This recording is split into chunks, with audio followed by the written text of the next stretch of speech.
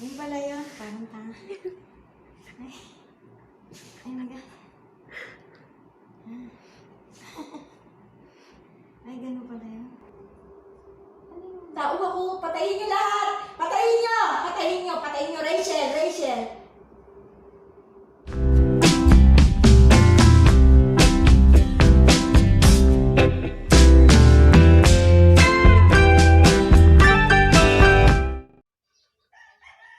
Na-diagnose akong merong CKD last year, April 28, 2021. Hindi ko alam na may kidney na pala ako.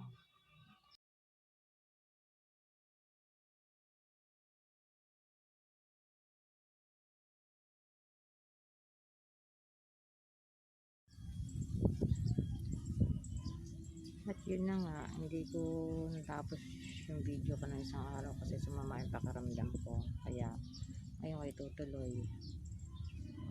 Yun nga, ano ako na bloated. Tapos, sabi nga ng mataas nga daw yung dugo ko, kailangan kong pumunta ospital.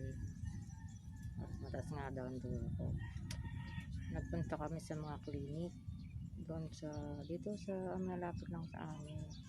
Tapos para namang hindi doktor yung check up sa akin, parang katulong lang dun hindi nga nagpalit ng kanyang yung damit, ano pang tawag doon, yung ano pang tawag doon sa mga doktor na pinaano ng yun, basta wala siyang parang.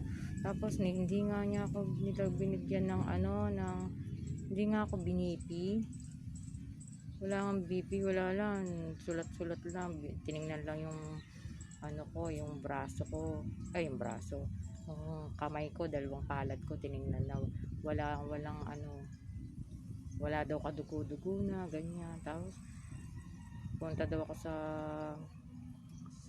hospital clinic kasi yung pinuntahan namin patingin ko daw yung may mga pinaano sa akin na para patingnan ko yung mga dugo ko, yung laboratory ba yun, yung mga laboratory basta nagpunta kami doon, mahal-mahal na single niya, tapos wala namang ginawa sa akin.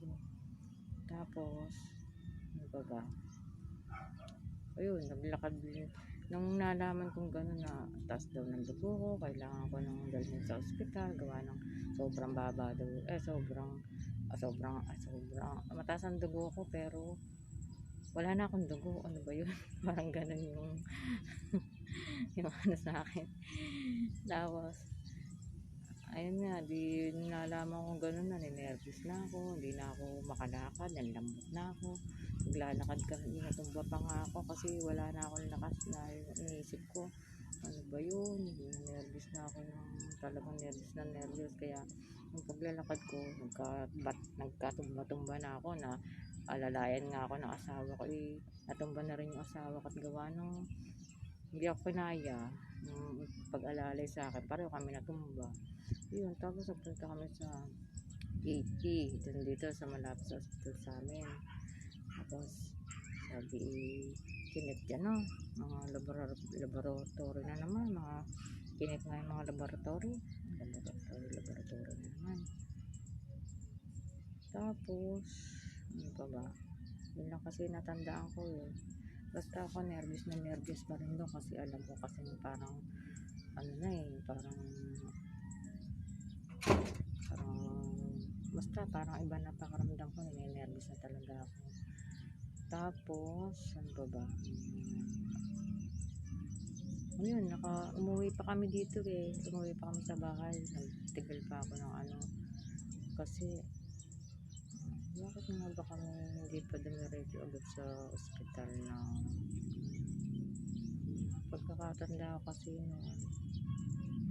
hindi kami dumiretso sa ospital kasi parang kulang pa yung pera ko para sa laboratory, parang ganon pagkakatanda ko Tapos yun nga, nung gabi ang kaya lang nagpa-check up, bloated lang ako, bloated lang na ko.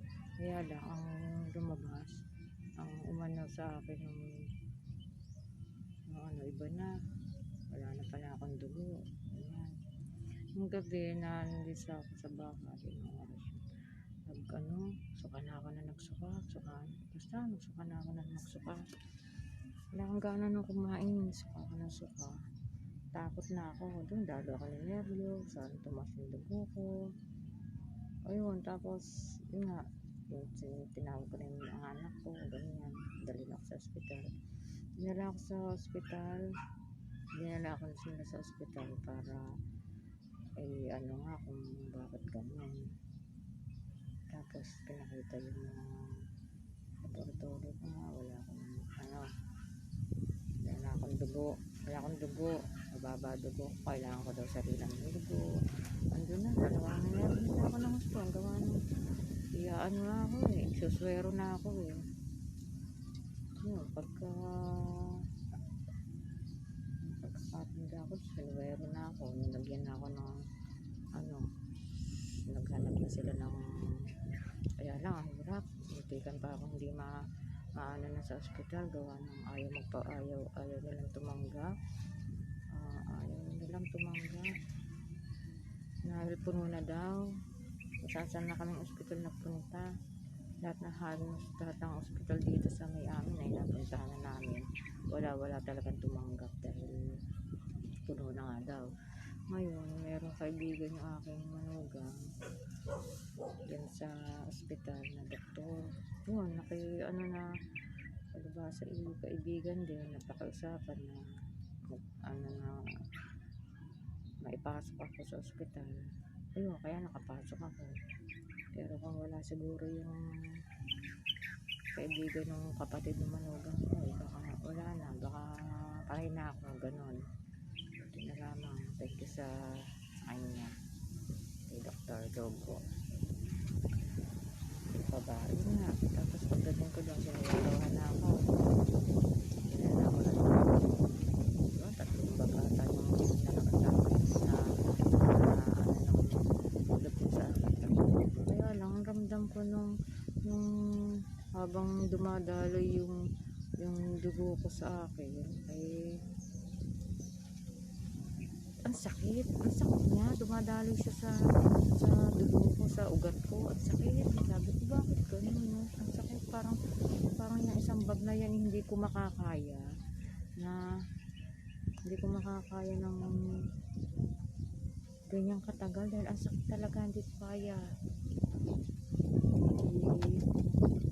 Ayun, tapos tinanggal tapos hindi daw naman pwedeng matagal na tanggalin kasi mapapahalas ba yun, masisira, kailangan dire-diretso ang kaya lang talaga ang sakit, hindi ko kaya. Bakit ganun ang sabi naman daw hindi naman daw yun dapat masakit kasi dadaloy lang yun, pero ang sakit talaga, nadaloy sa ugat, ang sakit, di ko talaga kaya. Tapos yun, parang wala na, hindi ko na naintindihan kung ano na nangyari sa akin, wala na ako natandaan.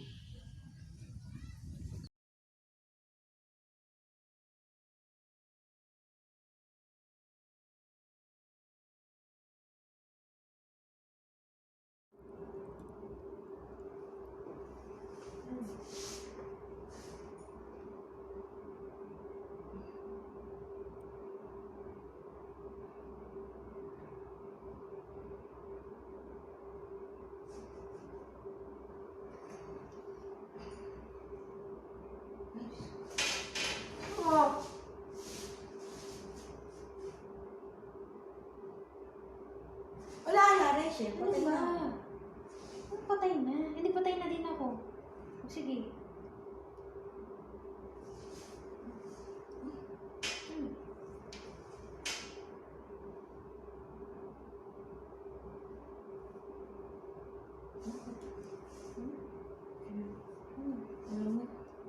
Rachel. Oh. Kilala ko. Ate! Ano? Kilala kayo sa buong mundo? Hindi. Uy! Mama. Ano yun? Tao ako. Patayin niyo lahat! Patayin niyo! Patayin niyo! Patayin niyo! Rachel! Rachel!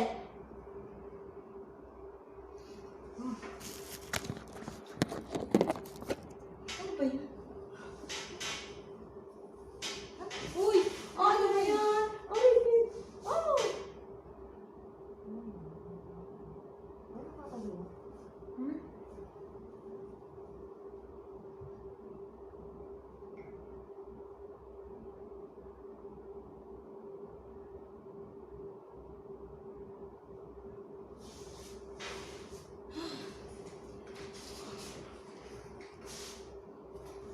Ano? Hoy, ate, hindi ako makailangan. Ayan. Mabuti na po.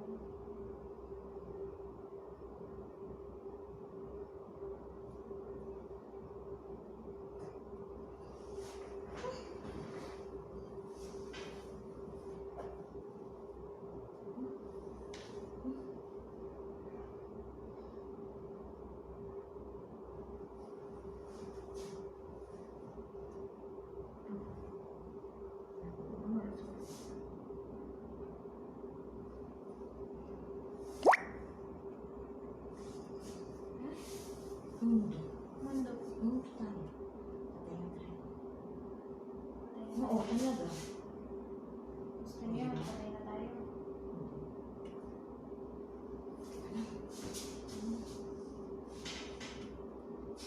Pag ako'y pag ito'y, pag siguro, hinapan ako. Ano na po na? But, yung alam niyo ng,